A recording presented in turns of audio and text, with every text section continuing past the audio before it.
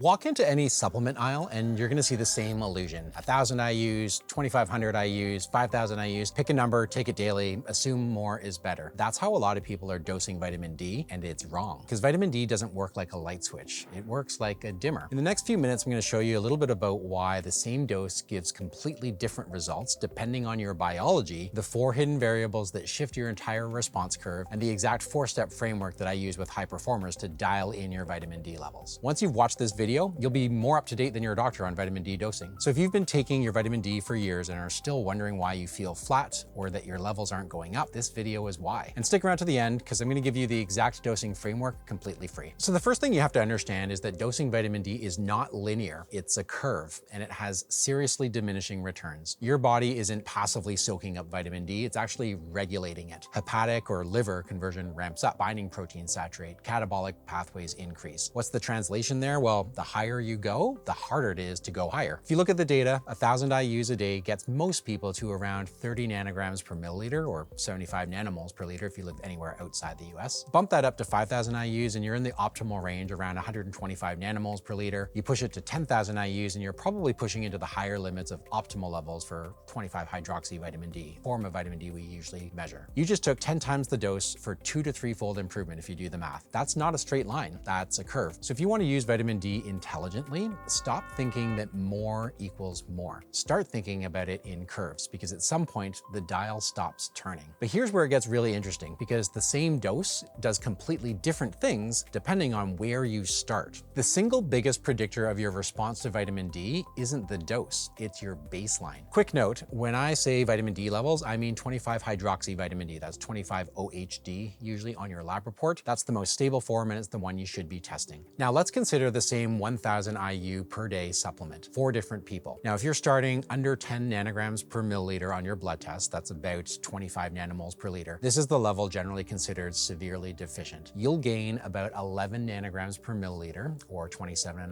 nanomoles per liter per 1,000 IUs of vitamin D supplementation. If you're starting at 30 nanograms per milliliter or 75 nanomoles per liter, that's still insufficient. You're going to gain about 8 nanograms per milliliter or about 20 nanomoles per liter. Starting at 50 nanograms per milliliter or about 125 nanomoles per liter, this is already optimal in my opinion, but you're only gaining about 5 nanograms per milliliter or about 12.5 nanomoles per liter. And if you're above 70 nanograms per milliliter or over 175 nanomoles per liter, your response is basically flat to any supplementation. Same pill, different biology, completely different outcome. So if you want to dose vitamin D correctly, you've got to know your starting point. Blanket recommendations are useless for people who actually care about performance. So let's talk about the 4 variables that nobody talks about. Now, even your baseline isn't the full story. Your vitamin D response curve shifts based on 4 factors. Number 1, body composition. Vitamin D is a fat-soluble vitamin. It gets sequestered in adipose or fat tissue. So higher body fat means lower circulating levels at the same dose. Number 2, skin pigmentation. More melanin in our skin means reduced UVB synthesis and a lower baseline, which actually means a bigger response to supplementation. Number 3, age. Your skin's ability to make vitamin D drops off significantly as you get older. Less endogenous production, more reliance on oral intake as you get older. And number 4, environment. If you live somewhere like I do in Vancouver, over half the year, the UVB angle is so bad here that the sun exposure is basically useless. Here in Vancouver and the Pacific Northwest in general, between cloud cover and latitude, we might have 2 good months of vitamin D production from the sun for most people. So here's the line that I give my patients. The sun doesn't give a shit about your supplement label. Your biology is the variable, not the bottle. So when you're setting a dose, you're not just adjusting for a number, you're adjusting for your body, your skin, your age, and your zip or postal code, which is exactly why the official guidelines are so confusing and why they're wrong for anyone trying to perform or optimize, not just trying to survive and not die tomorrow. 4th point I want to talk about. The reason you see conflicting guidelines is because they're not written for you. You're going to see 600 to 800 IUs per day from the IOM, 1,000 to 2,000 from the older Endocrine Society, and newer updates that say there's no clear target level. These aren't wrong, they're just aimed at a different target. Population level guidelines are designed to prevent deficiency. Their goal is to stop the worst case scenario, things like rickets disease, osteomalacia, severe deficiency, osteoporosis. And normal on your lab report just means you fall inside the population average. It has nothing to do with what's optimal for preventing disease, dysfunction, or maintaining peak health span. Normal is not optimal. Normal just means common. And so if your goal is energy, resilience, improved cognition, long-term health span. You're playing a completely different game than the guidelines are actually built for. You need a personalized target, not a population average. So that brings us to the real bottom line, and in the framework that I use with every patient who walks in the door. Principle number 5, it's about the delta, not the dose. Vitamin D dosing is not about the dose, it's about the delta. The response is non-linear, the effect is baseline dependent, and the outcome is individual. Those 3 facts together mean one thing. If you're not measuring, you're guessing. And if you're guessing, you're doing one of 2 things. Either you're underdosing and staying suboptimal, walking around with shitty levels, thinking you're fine, or you're overdosing, spending money and getting almost no return because you've already hit the plateau. In some extreme cases, long-term overexposure and overdosing of vitamin D can actually counterintuitively lead to higher fracture rates and calcium dysregulation. Neither of those is a win. Most people take vitamin D. High performers actually measure vitamin D. Stop treating it like a supplement and start treating it like a data point. And here's exactly how to do that. 4 steps. This is the same process I run with every patient that I work with when it comes to vitamin D. And it's what separates people who optimize from people who just want to supplement. Step 1, test. Get your 25-hydroxy vitamin D levels tested. No test equals 0 strategy, period. Personally, I like to test in the spring and the fall because these are usually the times of year that due to sun exposure, your vitamin D levels are probably going to be at either their highest or their lowest. Step 2, match your dose to your level. If you're under 20 nanograms per milliliter on your blood test, that's about 50 nanomoles per liter, you're deficient. Dose is 4,000 to 6,000 IUs per day. Retest in about 8 to 12 weeks. If your lab test says you're between 20 and 40 nanograms per milliliter or 50 to 100 nanomoles per liter, you're suboptimal. 2 to 4,000 IUs per day and adjust based on trend. If you're between 40 and 60 nanograms per milliliter, that's between 100 and 150 nanomoles per liter, you're in the functionally optimal range, 1 to 2,000 IUs per day for maintenance. And if you're above 60 or 70 nanograms per milliliter, that's over 150 nanomoles per liter, you're near plateau territory. More is not better here. You should actually consider reducing or just taking a maintenance dose. Third step is to adjust for reality. Increase the dosage if you have higher body fat, limited sun exposure, if it's winter, or if you've got darker skin. Decrease the dosage if you're lean, if you get regular sun, or if your levels are already high. Step 4, retest and iterate. Test, dose, retest, adjust. That's the loop, and that's precision medicine. And if you're not testing the safety and efficacy of your own treatments, like what are you even doing? You're biohacking like a level 1 novice. Do this right, and vitamin D stops being a supplement you hope is working and starts being a lever you actually control. Most people treat vitamin D like a pill. High performers treat it like a data point. Because the goal was never just to take vitamin D. The goal is to move your physiology in the direction that you want and that optimizes your health span. That requires feedback. And if you want more practical, evidence-informed breakdowns like this on health span, longevity, supplements, and precision medicine, hit subscribe, smash the like button. That way I can keep these videos coming. If you got a question, drop it in the comments. I read them, and the best ones become their own videos. If you want to go deeper on the other supplement most people get completely wrong, fish oils and omega-3 fatty acids, click right here, and I'll see you on the other side.